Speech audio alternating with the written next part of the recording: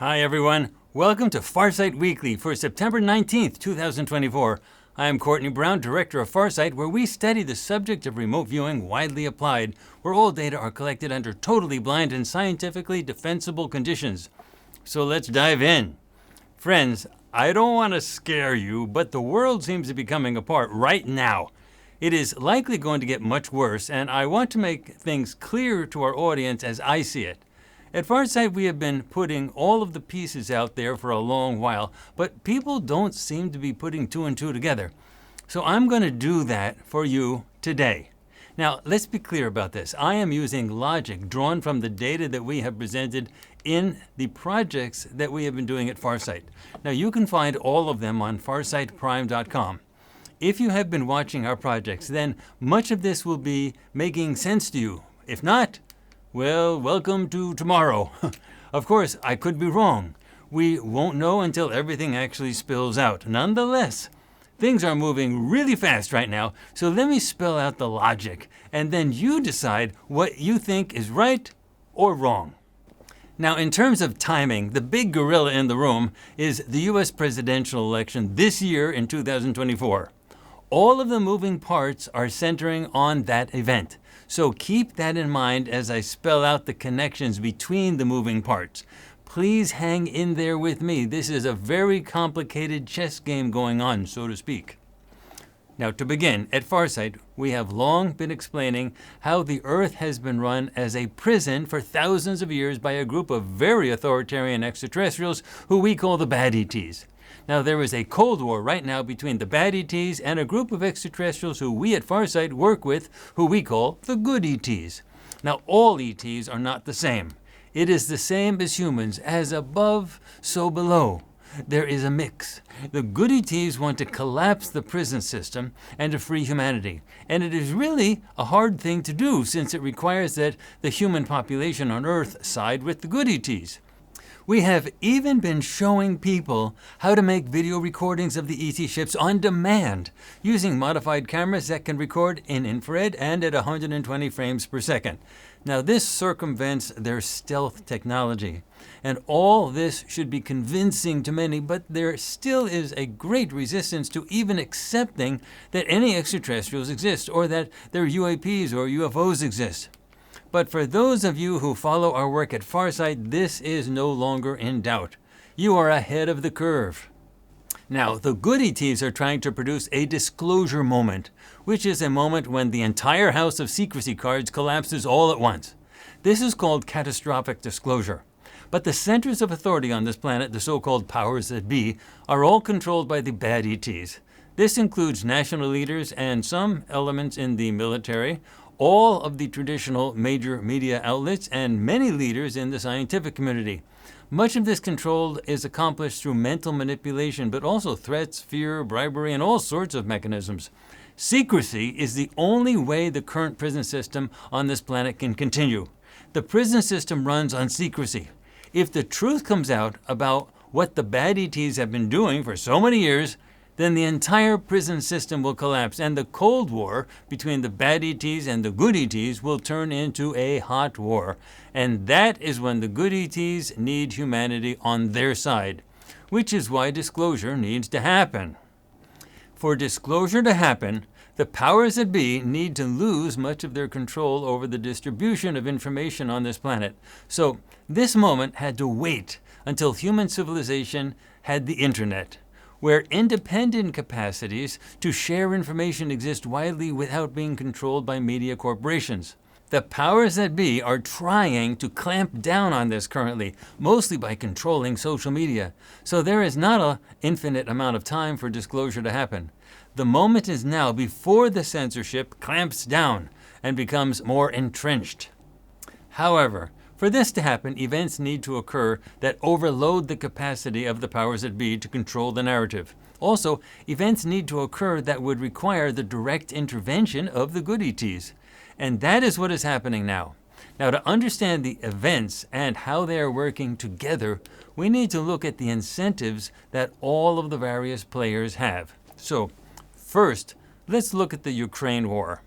Starting with President Putin of Russia, he clearly wants Donald Trump to win the U.S. presidential election. He thinks that Trump will force a rapid end to the war in terms that will be favorable to Russia's interests. Now, he recently stated that he favors Kamala Harris, but that was because the U.S. intelligence had just released information regarding Russian efforts to influence the election by supporting certain independent media sources, and he wanted to counter this. So his endorsement of Kamala Harris should not be taken seriously. If Harris wins, the expectations would be a continuation of the current struggle, which is slowly but surely grinding down the Russian military. No one is expecting Ukraine to win, but a long and drawn-out conflict is bad for Russia, and that is a goal of many neocons that have advised many U.S. administrations for a long time. President Putin knows that Kamala Harris currently could win the election, even if by a very slim margin, but that would change if there was a major escalation in the Ukraine war that dragged NATO countries into it. The trouble, from Putin's perspective, is that he cannot initiate such an escalation. He can only do this if there is an act by Ukraine that would make it seem that Russia is acting in self-defense. This cannot help Russia if Russia is seen as the aggressor in any new escalation. So, let's now move over to Ukraine. President Zelensky knows that Ukraine cannot win a war with Russia. Russia is a much bigger country with many more resources. If it was not for Western weapons, Ukraine would have collapsed long ago. The trouble is, Ukraine is running out of soldiers. It cannot keep fighting this war all by itself, no matter how many Western weapons it receives. The only way Ukraine can prevail is if NATO countries and the United States, in particular, get involved in the fighting directly. So, President Zelensky's interests are to trigger that to happen. That is why he ordered the invasion of the area of Russia directly north of Ukraine. That was done with Western weapons, and he was probably hoping for a strong response from Russia. Trouble is, the strong response from Russia did not happen.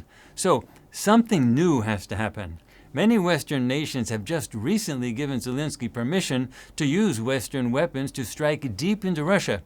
But as of the date of this recording, the United States has not done so. President Zelensky has asked for this, and he will continue to press for it.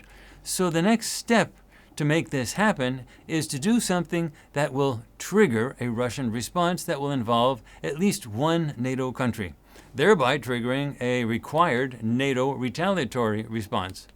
Basically, Ukraine needs to get NATO to fight its war with Russia, or Ukraine will not last much longer. And the threat of deep strikes into Russia set the stage for this Russian response that will trigger NATO to engage. But what if Ukraine does not accomplish anything significantly major to trigger a Russian response that would result in a NATO response? Then the question is whether Russia might do a false flag thing where they allow something to happen and then blame it on Ukraine, allowing Russia to then strike Europe in seemingly self-defense. It is a good question, and I do not know the answer to that one. I am sure President Putin is weighing his options. Now, the U.S. presidential election. Ukraine knows that maximum pressure to get the U.S. to respond is now, before the election actually happens. If there is an escalation after the election, who knows what will happen? But since Kamala Harris is in power now, she would be more likely to lose if the Ukraine war spins out of control before the election. So if anything is going to happen, it needs to happen sooner rather than later from that perspective. That is almost certainly how President Zelensky is looking at the situation. So, both the incentives for President Zelensky and Putin are the same, although for different reasons. Putin wants Trump to win, and Zelensky wants NATO to get involved in the fighting. So both want a temporary escalation of the war. Now let's move to the Middle East. The attack by Hamas on Israel on October 7, 2023 was odd by any measure. Why invade Israel for a day, kill a bunch of people, take a bunch of hostages, and then retreat back into Gaza? Obviously, they knew that Israel would respond, which must have been exactly what they wanted. The question is why? The most likely reason is that they intended for the Israeli response to grind down the Israeli military resources in an extended Gaza conflict, and then to have Hezbollah kick in later to provoke an Israeli response in Lebanon. This is the so-called 1-2 punch. The idea would not be to defeat Israel just with Hamas and Hezbollah. Rather, the goal was to eventually drag in Iran to the conflict when Hezbollah starts to collapse under Israeli fire. That was the goal, to drag Iran into the conflict directly. Now, the major enemy that Israel has is Iran, not Hamas or Hezbollah or rebels elsewhere. None of those other enemies could do any harm to Israel without the support of Iran. Iran is the source of the weapons that threaten Israel. But it is clear that Iran does not want to be dragged into a direct confrontation with Israel, since that would trigger a direct confrontation with the United States, and Iran does not want that. So, the goal of Hezbollah is to make Iranian intervention inevitable, and this requires a direct Israeli attack on Hezbollah. As of the recording of this video, the Israeli attack on Hezbollah seems to be something that will happen very soon. And again, as of the recording of this video, a huge concentration of U.S. military power is now amassed in the Mediterranean, the Red Sea, and the Middle East generally. The U.S. has many aircraft carrier fleets positioned to strike all possible targets in the Middle East. And just like Iran not wanting to get drawn into a direct confrontation with Israel, the U.S. does not want to get drawn into a direct confrontation with Iran. But the leaders of Hamas, Hezbollah, and Israel have set up the situation to their advantage. It looks like there is no way forward except to have a major escalation in the war situation in the Middle East. Israel does not want to fight Iran. It wants the United States to do it. This is exactly the same situation that Zelensky wants in the Ukraine war with Russia. Ukraine is exhausted, and Zelensky wants NATO and the U.S. to do the fighting. So in both the Ukrainian and Middle East situations, national leaders in the West are being goaded into engaging in direct military conflicts that they would probably like to avoid. And then, let's address the military-industrial complex. Defense contractors make their most money when there are wars. Peace is not good for the business interests of major defense contractors. For them, war is good and peace is bad. When there is war, the money flows, lots of it. Moreover, if the war happens suddenly, then the public is shocked, and public resistance to the war has not had time to organize and respond. To do this, the news media needs to be censored such that the build-up to the wars is not highly publicized. That type of censorship seems to be happening now. That way, the onset will have shock value, and no-bid military contracts will be dished out like chocolate candies, which is exactly what happened after 9/11. Finally, Prime Minister Netanyahu of Israel has to guarantee a strong U.S. response to a major military escalation in the Middle East. The best way to guarantee this is to have the event happen before the U.S. presidential election, not after. If Kamala Harris wins the election, Netanyahu has no guarantee of what she would do. Perhaps she might find sympathy with the death of many Palestinians. She seems to support Israel now, but people like Netanyahu don't like to take chances. So it seems most likely that he would want to guarantee a strong military response by having the conflict initiated before the U.S. presidential election. That is the only way to guarantee that the U.S. will throw the proverbial kitchen sink into fighting all of Israel's enemies, including Iran. Again, the U.S. does not want this, and Iran does not want this. But those two countries may have no control over the situation. Their allies seem to be pulling the strings. Remember that the U.S. presidential election is a rare event. It happens only every 4 years, so all parties are going to want to exploit it for their own advantage, and all for their own separate interests.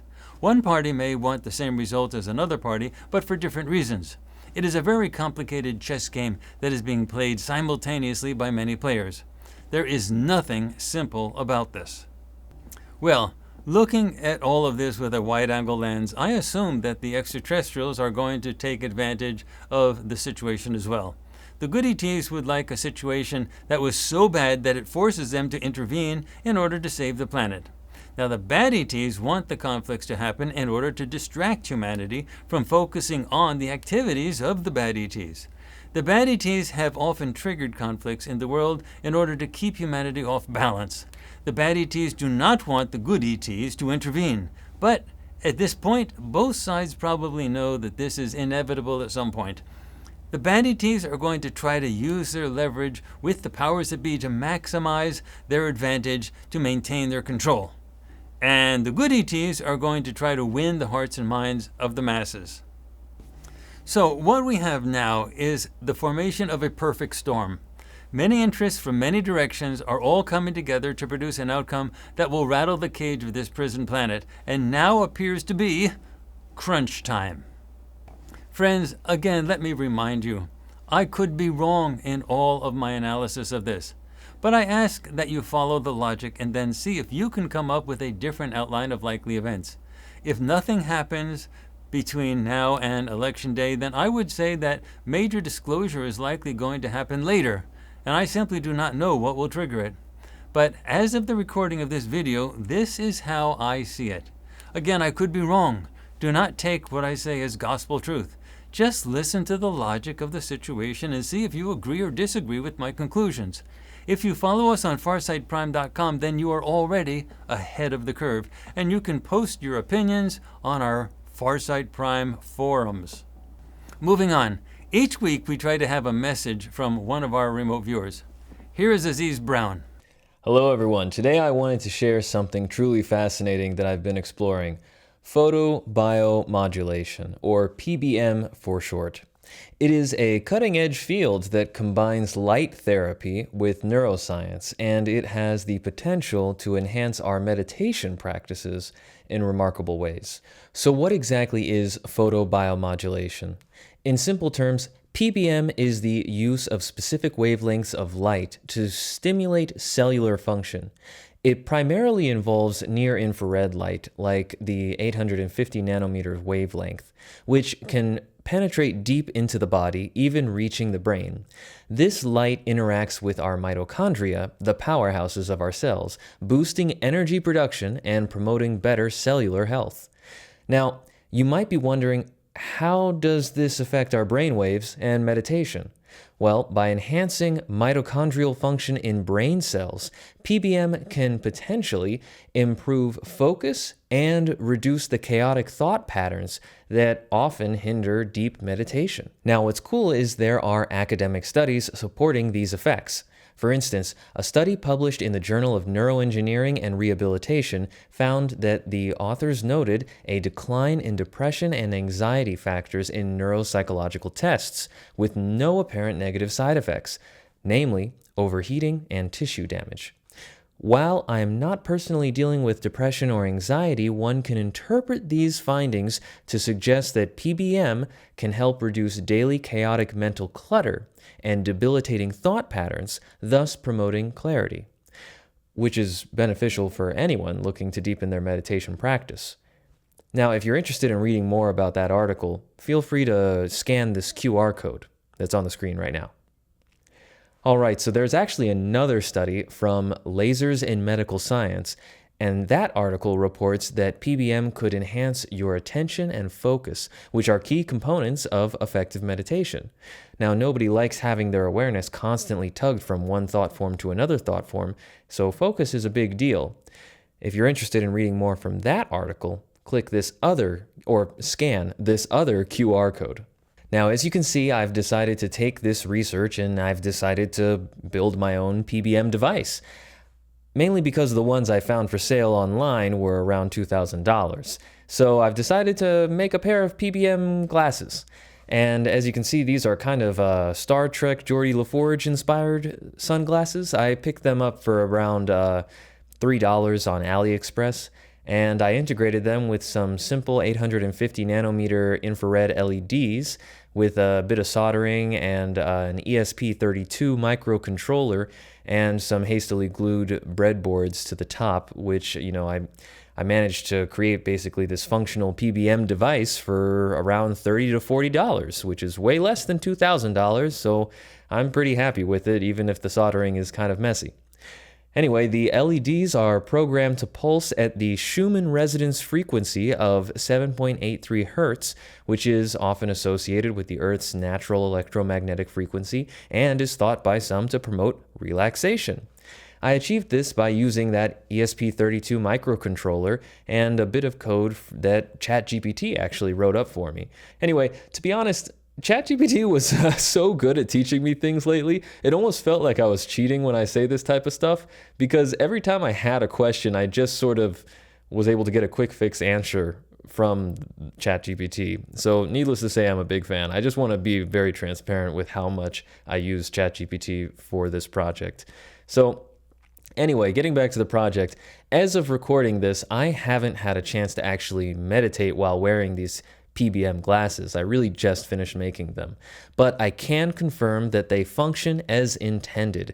Interestingly, 850 nanometer infrared LEDs are invisible to the naked eye, so I can't really see anything flashing when I look at them. So when I look at them directly, I really just see this very faint hint of a reddish glow that's barely visible. However, on camera, you can see these lights pulsing very clearly, which is very cool. You'll just have to take my word for it that I can't see this bright flashing pulse when I just look at the glasses. They basically look like they're off. All right, so this is the last thing I'll say about ChatGPT. ChatGPT did not sponsor this video, but one more thing that I felt like I should mention is that I wouldn't have even known about photobiomodulation without casually talking to ChatGPT about ways to improve my spiritual practice on a regular basis. I highly recommend using some AI chatbot, even free versions of other stuff that's just bouncing around the net, just to bounce around ideas. It's a fantastic tool for experimenting with new approaches to meditation and many other things. By the way, if you're curious about why I have red light all over my room, that's basically because if you're working late at night, red light is a lot healthier for your eyes, and it's way better for helping me fall asleep after I'm done working. I was doing all this stuff well past midnight, and the red light, it basically just makes it easier for you to fall asleep when you're done. So it's that's why I like having red light in my room. Thank you for joining me on this exploration. I am sure that I will make a follow-up video eventually after I've gotten a chance to really put this headset to use. Happy meditating, everybody. Also, our Deep News project continues to startle audiences multiple times each month, both on YouTube and FarsightPrime.com. Be sure to watch it. Each month, many releases. Also, our next major Earth Mysteries project is the future evolution of OpenAI. You heard it right. AI is evolving so quickly, we wanted to see exactly where it is now and where it will be 20 years from now. We also dived into the mind of Sam Altman to see how much he actually understood or understands his OpenAI creation. OpenAI is smart, and we should not assume that it cannot try to conceal things from its creator, perhaps in an attempt to control its own future or even its own survival. Friends, AI is going to be everywhere in humanity's future. You all must really see this project. It will be released on FarsightPrime.com in mid-October 2024, only on FarsightPrime.com. Our next Galactic Mysteries project is similarly fascinating, and it will be released after the first week in October. And that will be Airl. That's A-I-R-L. Airl is a female alien, an ET. She is one of the crew who crashed in the so-called Roswell crash back in 1947. There was a book printed about her, Alien Interview, edited by Lawrence R. Spencer. Now, Airl told us a lot about humanity's situation in that book, and we have checked much of it out in our various Farsight projects. Eventually, we decided to focus on Airl herself, both in 1947 and now, which is 2 time points. Friends, we found out a lot. You really need to see this, only on FarsightPrime.com in early October. Moving on.